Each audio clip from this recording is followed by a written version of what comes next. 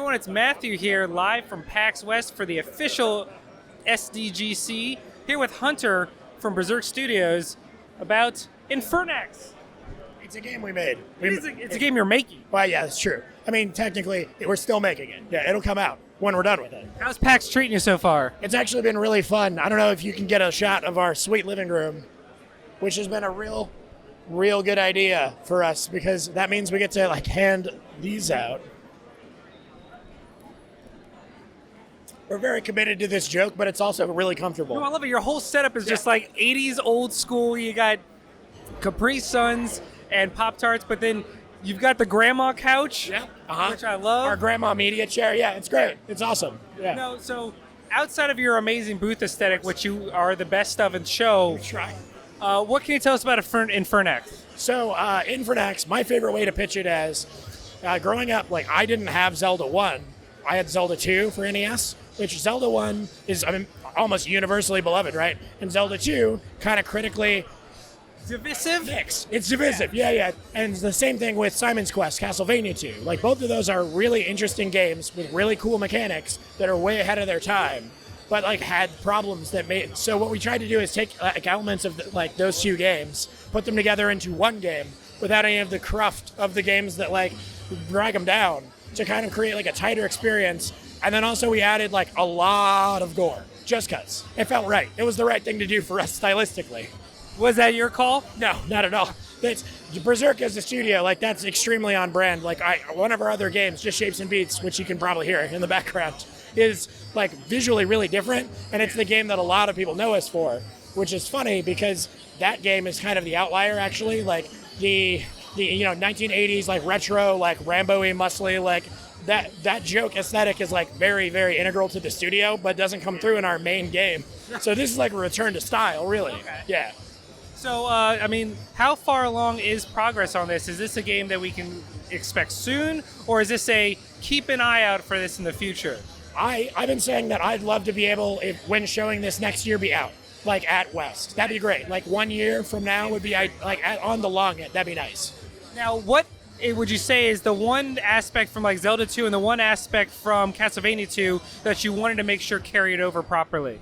So the big one from Zelda 2 is the fighting mechanic where your shield is actually always active, and you have the two heights when walking. The shield is an active barrier.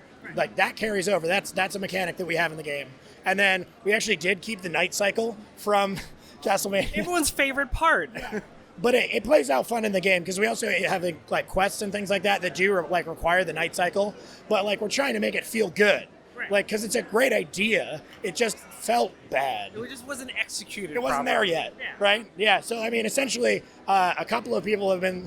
The biggest compliments I've gotten are people who are wow, I'm getting really strong, Castlevania 2, Simon's Quest vibes, or a bit Zelda 2 vibes. But it feels if they had been what we wanted them to have been, and I was off. That's exactly what we'd love to hear. So on the back of the box, just put if Zelda 2 and Castlevania 2 were good.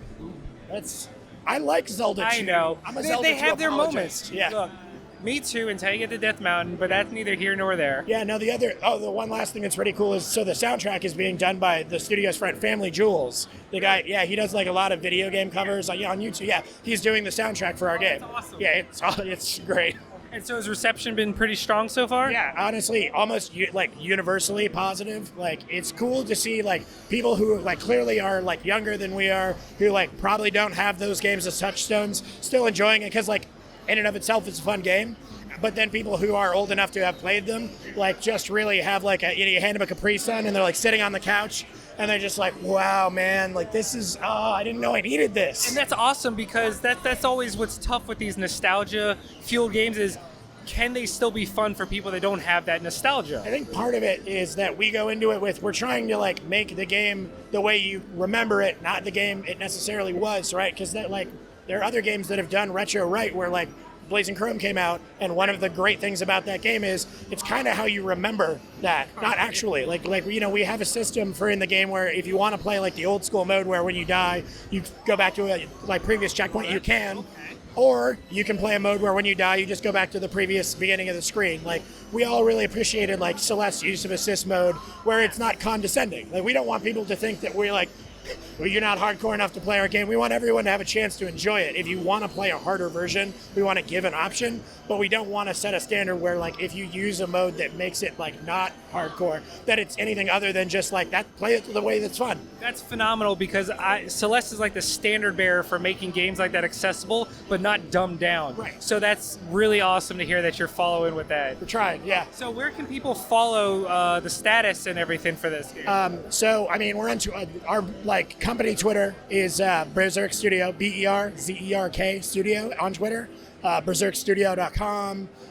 We actually Infernax.com, which is INFERNAX. Hey, it's been a couple days.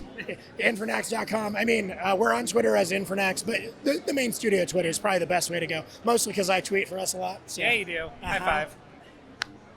You do the good work. I sure try. So we don't want to take up too much of your time because Pop-Tarts aren't going to eat themselves. But we have one last question for you. It's the hardest one. I'm ready. Cake or pie? I don't know. But you got to know. Okay. It's got to be cake, but hold on. It's got to be just vanilla cake, but really, really good vanilla cake. Specifically? Yes. Okay. See, I love that question. Everyone has very intense reactions to it. Yeah, it's actually a lot of pressure. I can sing the praises of like the games that people don't like all day, but that one got me. Thank you so much, man. Always a pleasure.